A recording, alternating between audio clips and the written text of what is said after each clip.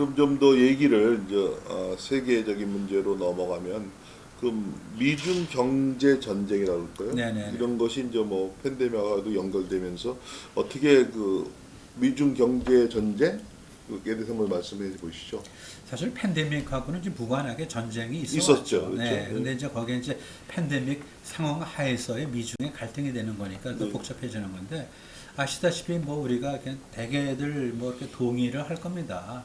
근데 이제 우한 바이러스라는 어떤 우한이라는 것이 왜 붙었죠? 사실 지명이죠. 그러니까 이제 팬데믹의 어떤 발원지는 중국이라고 봐집니다. 그런데 이제 그 피해를 전 세계적으로 많이 다 봤는데 그 중에서 이제 미국이 제일 많이 봤고 또 되게 재밌는 것이 중국은 사회주의이기 때문에 또 역설적으로 통제를 하긴 좀 편하지 않아요. 네네. 그러니까 이동 같은 것도 통제를 하면서 뭐 비교적 좀뭐 불명예를 안았죠. 이제 팬데믹이 진원지인데 그래도 뭐 좀 홍역을 치렀지만은 경제 성장률에 드디어 플러스가 되고 근데 네. 미국 같은 경우는 뭐 아시다시피 보면 20만이 넘어 죽었잖아요. 네네. 그러면은 뭐 아시겠지만 월남전에서 희생당한 사람들 그 뭐 숫자 그렇게 많지 않아요. 네. 그거 보면 굉장히 충격이고 그 다음에 또 피해가 또 미국에 많이 간 게 경제 활동을 못하다 보니까 결과적으로는 실직이 되는 거고요. 그리고 우리와 달리 보면 거기는 다 외상으로 살잖아요. 그러니까 집도 다 뭐 일종 모기지란 말이에요. 네네. 그러니까 자기가 벌어서 모기지를 갖다 내야 되는데 네. 벌지 못하면은 모기지를 못 내면은 그냥 뭐 쫓겨나가는 거니까 그야말로 사회적인 어떤 시큐리티 시스템 자체는 한국보다 못하죠. 그러니까 평상시 돌아갈 때는 미래를 미리 끌어서 자기가 좀 나중에 갚을 생각으로 현재를 잘 누릴 수 있는데 그 자체 무너지니까 안 돼요. 그래서 금년, 그러니까 이제 2020년, 우리하고 좀 회견에도 다르죠. 거기는 이제 2020년 이제 그 9월 31일까지가 이제 끝납니다. 약 3조 달러의 적자를 봤어요. 네. 근데 3조 달러 하면 잘 그 감이 없으실 미국의 거예요. 재정 적자. 네. 네. 근데 이제 미국의 어떤 재정 적자 3조 달러 비교해 보시려면은 미국의 GDP를 한번 보세요. 2019년도를 기준으로 보면은 20.5조예요. 20.5조 달러예요. 그럼 20으로 치면은 20분의 3이니까 7분의 1이죠. 네네. 네, 그러니까 굉장히 엄청난 거죠. 그래서 그 적자는 사실 짐입니다. 또 그렇게 되고 또 한편 보면은 이제 그 충격을 갖다가 모든 소득계층이 똑같이 겪는 게 아니고 더 못 사는 사람들이 더 충격을 많이 받았죠. 그래갖고 위기가 좀 이렇게 엄습을 하면은 자꾸만 사회가 양극화되는 건 사실이에요. 네. 미국에서도 2008년, 2009년도 미국발 불명예죠. 미국발 글로벌 금융 위기 때 가장 피해를 본 적이 어디입니까? 사실은 소수민족이고 그다음에 블루칼라 그러지 않았습니까? 네네. 네. 그래서 그런데 이번에도 좀 그 영향이 제한적으로 뭐 불평등해요. 모든 사람들에게 똑같이 찾아오는 게 아니고 힘센 사람 비켜갈 수가 있고 또 어떤 면에서는 힘센 사람들은 그 위기를 잘 극복을 하는데 그렇지 못한 쪽에서는 그 위기를 그대로 맞이하는 거죠. 네. 그래서 지금 아시겠지만은 뭐 인종적인 어떤 이제 뭐 차별한 건 아니지만은 결과적으로 미국에서 의료 서비스는 비싸잖아요. 네. 의료의 기술과 의료의 질은 무지하게 좋은데 너무 비싸니까 일반적으로 접근하지 못하니까 주로 소득이 없는 쪽이죠. 그럼 어디겠습니까? 뭐 노인은 그렇다 칩시다. 근데 인종적으로 히스패닉, 블랙, 그다음 아시안 아닙니까? 네. 그러다 보니까 그런 쪽에서 많이 죽어나가니까 사회적인 텐션이 생기는 거고요. 이것이 또 미국의 갈등을 또 빚는 한 요인이 되는 거죠. 네. 미국 얘기를 좀 하기 네. 전에 네. 아까 교수님 말씀하셨더니 최근에 중국이 뭐 성장으로 돌아서고 뭐 세계 최대 뭐 GDP 국가가 될 것이다 라는 말을 했는데 사실 경제 규모가 중요한 것보다는 질이 중요한 거 아닙니까? 그렇죠. 거기서 어떻게 평가하세요? 근데 뭐 지금 뭐 중국에서 개인적으로 뭐 좀 사견이라고 이제 단서를 붙여야 되는데 중국이 올라갈 때는요 어떤 면에서는 우리가 이제 S컵을 생각해 보세요. 그래갖고 이제 이렇게 올라가죠. 그냥 그야말로 올라가다가 세츄레이션 포화가 되면 꺾입니다. 네네. 꺾이는데 네. 이 어떤 우길승천의 기세가 끝까지 간다고는 보지 못하는 거죠. 그러니까 네. 개발도상국은 항상 그 빠르잖아요. 우리나라도 보면은 80년대까지만 하더라도 지금 젊은 좀 시청자분들은 좀 깜짝 놀라실 거예요. 그때 성장률 얼마인지 아세요? 뭐 진짜 그 당시만 하더라도 7% 8% 그랬어요. 보면 네네. 김영삼 그 당시에 그러니까 IMF 경제 성장률로 네. 찾으면 대한민국 이길 나라가 없었다 그랬던 그 당시엔 얘기겠죠. 그랬죠. 네. 근데 지금 보면 우리가 알다시피 좀 2.0 아닙니까? 네. 예, 2019년도 그래서 2.0인데 근데 이제 중국도 좀 꺾이고요. 그다음 질적으로 보면 중국이 취약해요. 사실은 국가 역할로 다 그걸 끌어왔는데 규모가 작을 때 국가가 이제 좌지우지하면서 플랜을 해서 전체를 갖다 효율적으로 이렇게 구축해 나가지만은 규모가 커지면은 너무 변수가 많아지는 거죠. 네. 그렇다면은 분권화된 경제에서 스스로 해결할 수 있도록 해야 되는데 그러려면은 정치 시스템도 바뀌어야 되는데 지금도 공산당 하나네요. 네. 그 안에서 정권이 바뀌었다 말을 할 수 없는 거죠. 네.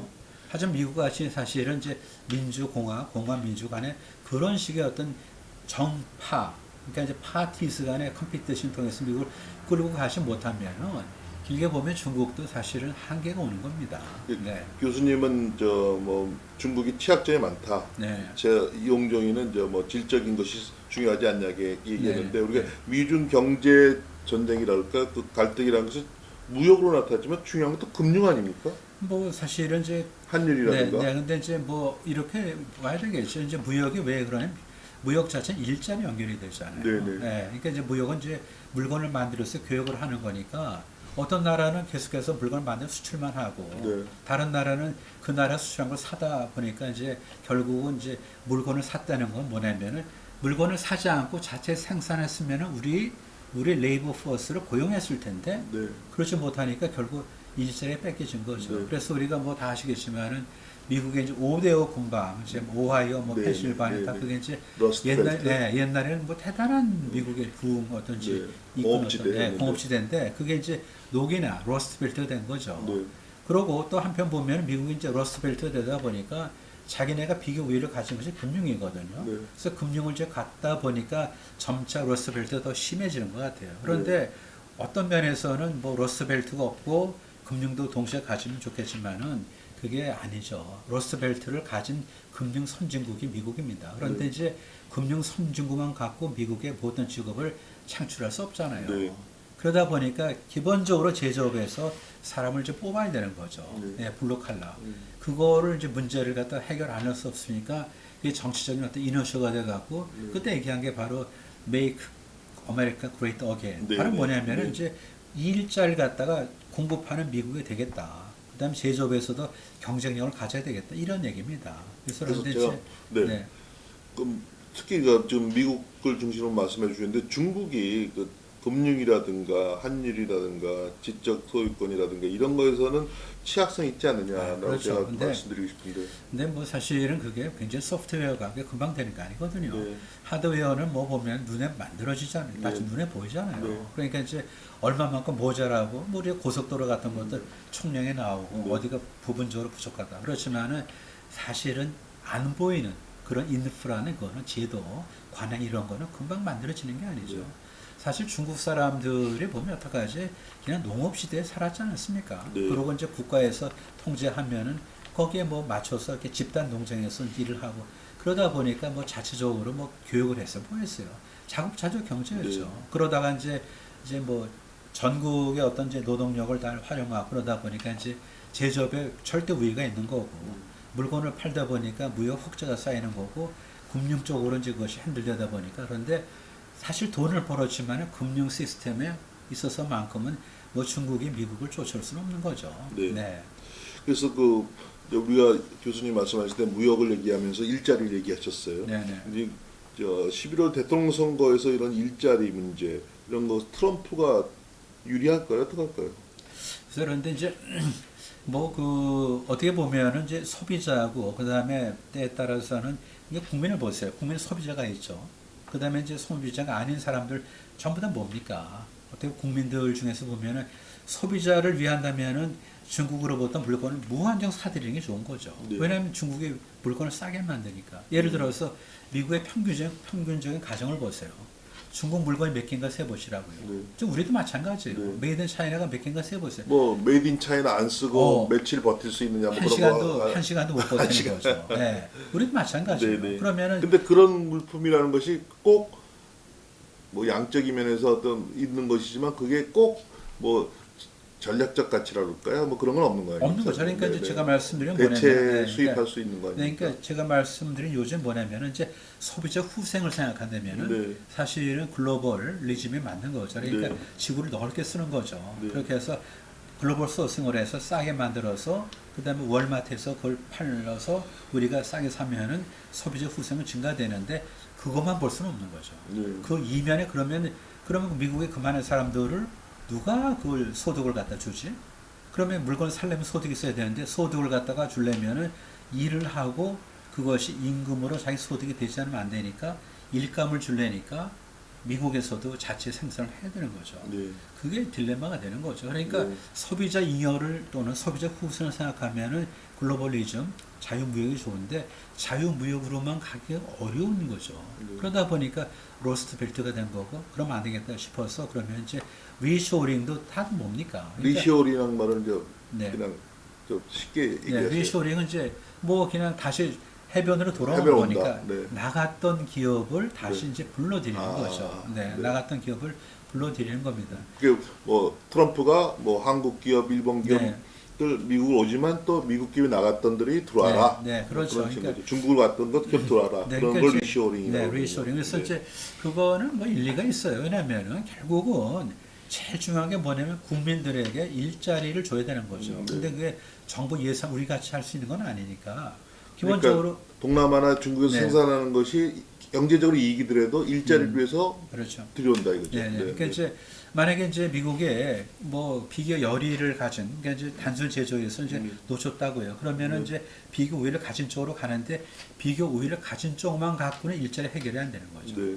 예를 들어서 인공지능하고 금융으로 그만한 미국 지금 3억 2천쯤 되지 않습니까? 네. 3억 2천쯤 되는데 물론 거기 이제 비경제 활동이 있지만은 3억 2천의 인구를 전부 다 제조업이 아닌 금융과 IT 뭐 그런 쪽으로 해서 일자리를 줄 수가 없는 거죠.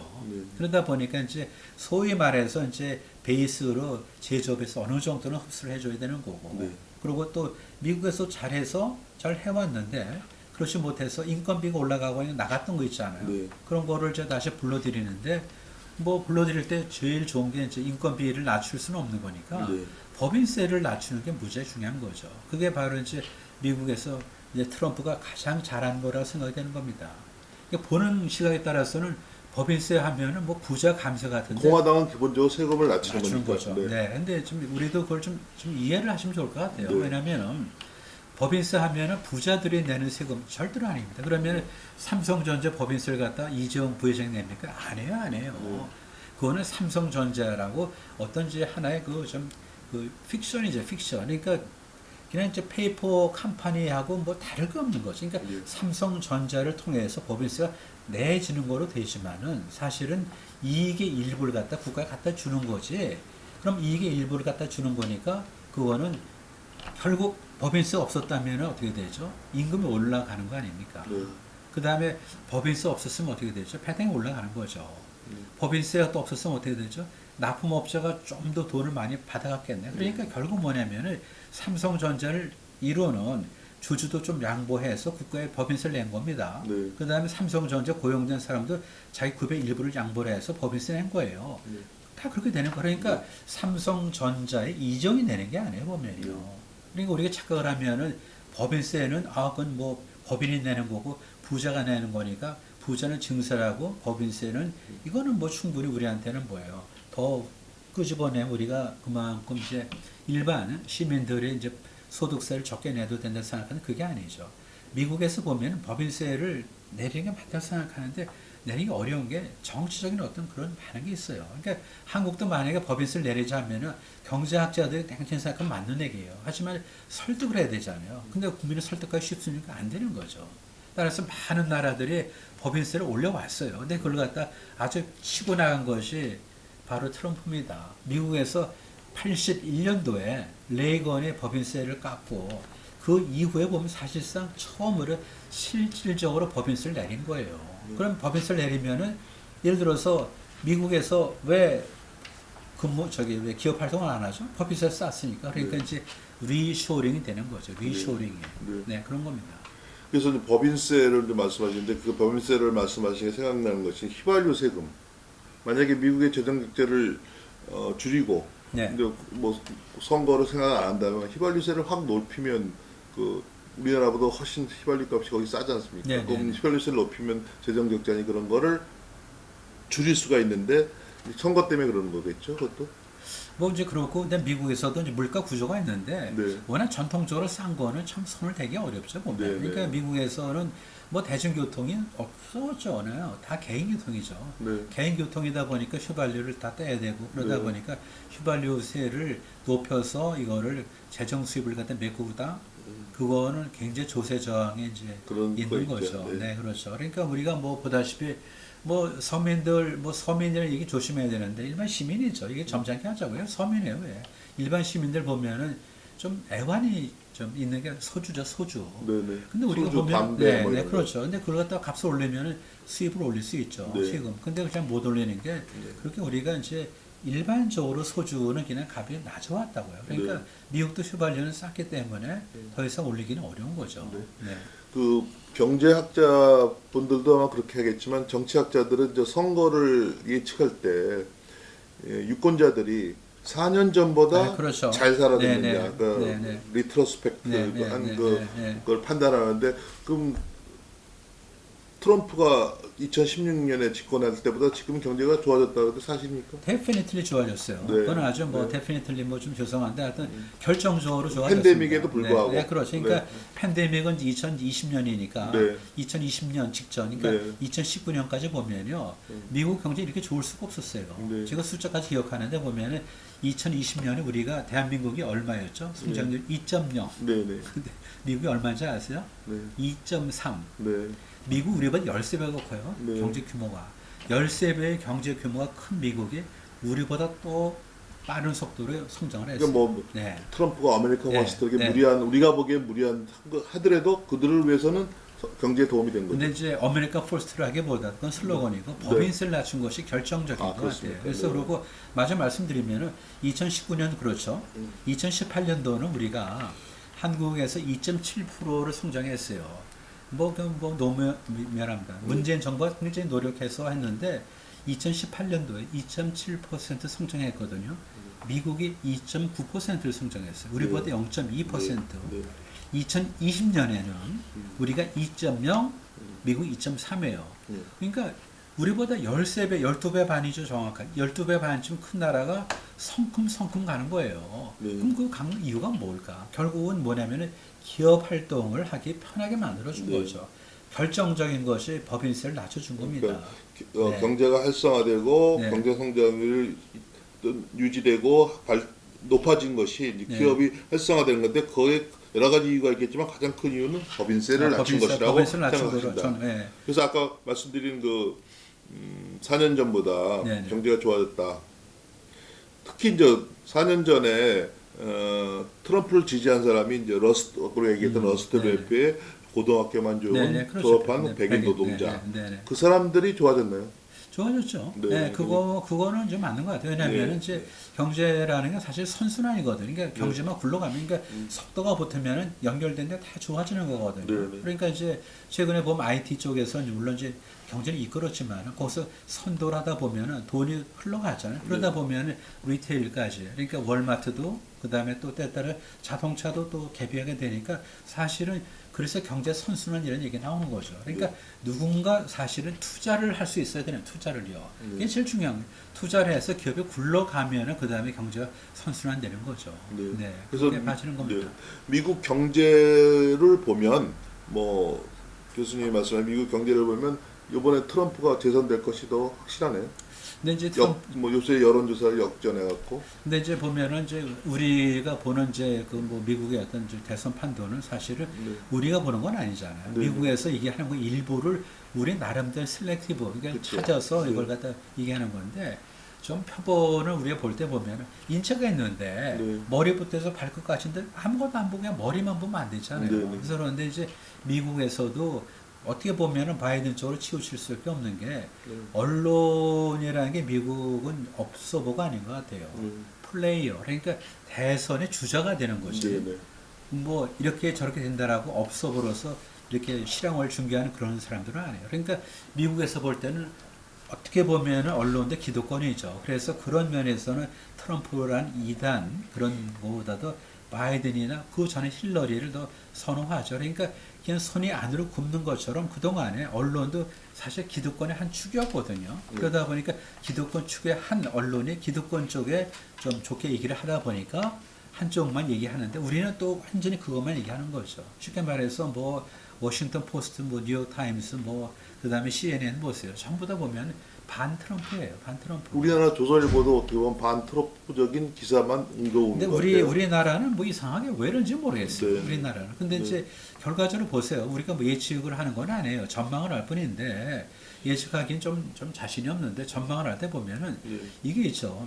제일 중요한 게 뭐냐면은 우리가 피치라고 그러죠. 마라톤도 보면은 뭐 마라톤이 42.195죠. 네. 그러면 뭐 35km가 아무 관계가 없어. 네, 중요하지 않아. 네, 그러니까 네. 35km 지나고 나서 35km까지 어느 정도 쫓아가면 되고 그다음에 이제 그 페이스메이커도 그렇죠. 거기까지만 쫓아가잖아요. 그리고 뭐 40km까지도 그래요. 네. 40부터 해서 42.195. 그 2km가 가장 중요한 라스트 피치죠. 그렇기 때문에 지금 라스트 피치에 와 있는데 바이든하고 지금 트럼프하고 보세요. 누가 더 생동감 있고 누가 더 자신만만합니까? 네. 정치는요 자기를 전달의 이미지를 파는 거예요. 네, 네. 예를 들어서 보면은 주변에 안 비춰주잖아요. 왜요? 취업하는 사람이 없잖아요. 그러다 보니까 서 있고. 근데 뭐 치유한다. 네, 즐거워하고 사람들이 환호하는. 이제 환호하고 네, 네. 또 사람들이 뭐 이렇게 응원하는데 근데 바이든 같은 경우는 그걸 못 하잖아요. 왜? 그 플로리다에서 그 트럼프 유세할 때 차가 막히고 그런 거 보면 놀랐어요. 그다음에 또 하나 뭐가 있냐면 이게 있다고요. 사람이 이제 다들 이렇게 좀 자연히 대리만족이 있어요. 네. 정치는 뭡니까? 네. 우리가 총으로 사람을 갖다 뭐 죄송합니다 쏘는 거 이게 전쟁이죠. 사실 정치는 말로 사람을 죽이는 거예요. 말로. 네. 그러니까 말로 설득하고 그러는 건데 말로 하는 전쟁인데 트럼프가 유리하다. 말빨이 얼마나 중요합니까? 네. 말빨이. 네. 말빨이 없으면 그건 정치인이 될 수가 없는 교수님이 이제 아까 언론의 중요성을 얘기했는데 제가 이제 정치학자로서 네. 그것을 부연해 설명하면 미국 선거가 특수합니다, 그렇죠? 네, 미국 네. 선거라는 것은 네. 우리나라는 뭐 정당으로 한다든가 그런 식으로 중심을 하는데 미국 선거는 우리나라도 뭐 후보 중심으로 하는 게 있지만 미국 선거는 특히 후보 중심으로 네, 네, 후보 중심으로 후원을 만들고 네. 후보 중심으로서 뭐 예비 선거를 통해서 언론 네. 그래도 하기 때문에 특히 언론이 크게 작용할 수 있는 것 같습니다. 네, 네, 맞습니다. 네. 그래서- 말씀하세요. 네, 뭐 얘기하세요. 근데 미국 같은 경우는 개인이 이제 후보 중심이 되는 게 뭐냐면 우리나라는 후보보다 당을 갖다 뽑아야 되는 게 우리는 당에 따라서 너무 이념정이 달라요. 근데 미국은 공화하고 민주하고요. 기본적으로 자유민주 시장 경제예요, 거기는. 그렇죠. 그 범위 내에서 그래서 약간 다르지. 네, 시장 우리는- 개입을 네, 많이 하느냐 적게 하느냐 세금을 많이 걷느냐 적게 네, 넣느냐 네. 그런 근데 차이죠. 우리는 뭐 전혀 다르죠. 전혀 정책적인 다르죠. 차이죠. 전혀 다르니까 네. 우리는 후보 중심으로만 갈 수가 없는 거죠. 네. 네.